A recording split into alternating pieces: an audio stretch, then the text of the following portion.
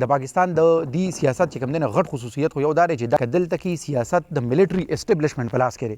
آرمي دلته ډومینیټډ ده، دا د کله نه ډومینیټ شوې ده. دا مې یو کوېسچن دی که نه، دا په اصل کې د دې پایونیر د جنرال ایوب خان و چې دی د پاکستان لومړی آرمي چیف و، 1951 کې آرمي چیف شو او 3 کاله پس په 1954 کې دی د کابینې ممبر جوړ شو. نو اوس د پاکستان د قانون مطابق چې کوم سړی سرکاري افسر دی نه الیکشن ته ودرېدی شي، نشي ودرېدی که نه، ځکه چې 2 عهدو باندې دی نشي کېناستی. او یو بل هغه لکه په هغه زمانه کې په 1954 کې دی د پاکستان د فوج سربراو مو او دی د پاکستان وزیر دفاع مو، نو دی په 2 کرسو ناستو. نه هغه ټایم یو وایلیشن وشو د آرمي پاک کې، همدغه جنرال ایوب خان بیا 4 کاله پس مارشل لا ولاکوله. نو په دې ملک کې د دې آرمي چې دا دومره ډومینیټډ رول دی او چې پالیټکس د هغوی په لاس کې د دې پایونیر چې کوم دی بانی دا ایوب خان دی. نو بیا خو وروستو لکه هغوی 4 پیري د حکومت کړی دی او چې کله هغوی په حکومت کې نه نوم د هغوی چلیږي. خو لکه اوس هغه وګورئ څومره د هغوی هر څه په لاس کې دي که نه دي د ملټري اسټابلیشمنټ.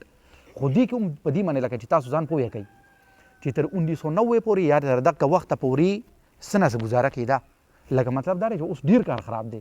څنګه نه ګورئ داسې چې نیب چې کوم نیشنل عوامي پارټي چې ولی خان وه، نو ولی خان خو د ملټري اسټابلیشمنټ خلاف وکړه.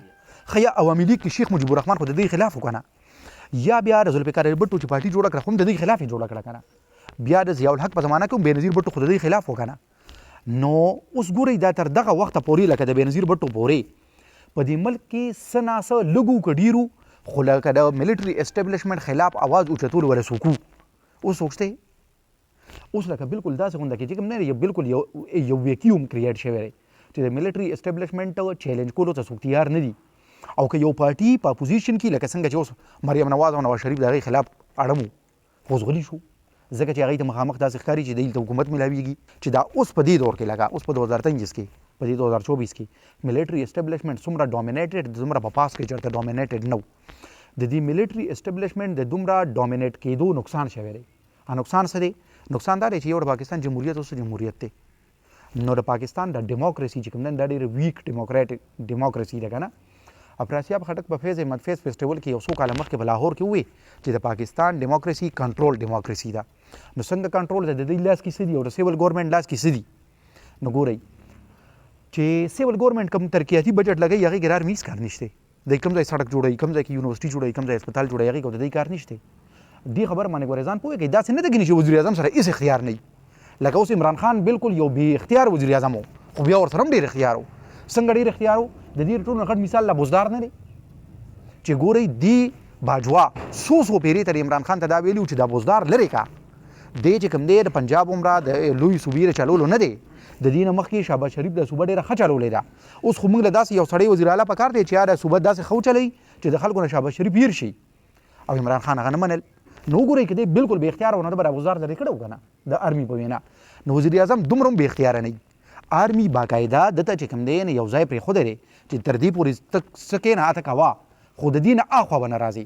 هغه ریډ لاین څه دی دا پېژندل دي چې آرمي وایي چې د دې ریډ لاین نه به دا به نه کراس کوي. نو افراسیاب خټک وایي چې دا ریډ لاین فارن افیرز دي چې لکه آرمي دې ته نه ده تیاره چې هغه تعالی خارجه پالیسي لاس کې درکړي سیول ګورنمنټ لا. نو که تاسو خیال کړئ نه دا چې کله پیپل پارټۍ حکومت راغې که بیا نواز شریف حکومت راغې، هرې پیري ته چې سیول ګورنمنټ راغلی دی هغوی وایي موږ به انډیا سره ښه تعلقات جوړوو. چا جوړ کړل؟ 2016 کې اشرف غني پاکستان ته راغلی و په دوره باندې، جرګه کې ته سلیم صافي انټرویو اخیسته. سلیم صافي ورته وایي ته وایي چې پاکستان سره دوستانه تعلقات جوړ شي، وایي دا نواز شریف هم وایي، وایي دا په منځ کې رکاوټ څه دی؟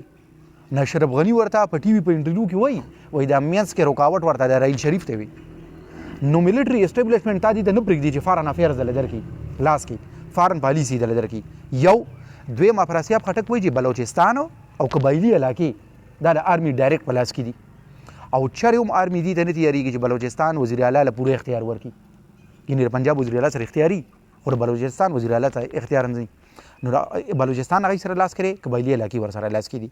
دا کړی د ملټري د دومره ډومینیټډ کېدو هغه یو نقصان دا دی چې کوم جمهوري ادارې دي یا کمزوري دي. لکه جمهوري ادارې کومې دي؟ نو پارلمان جمهوري اداره ده که نه. نو اوس تاسو وایي پارلمنټ زیات طاقتور دی که جي ایچ کې هم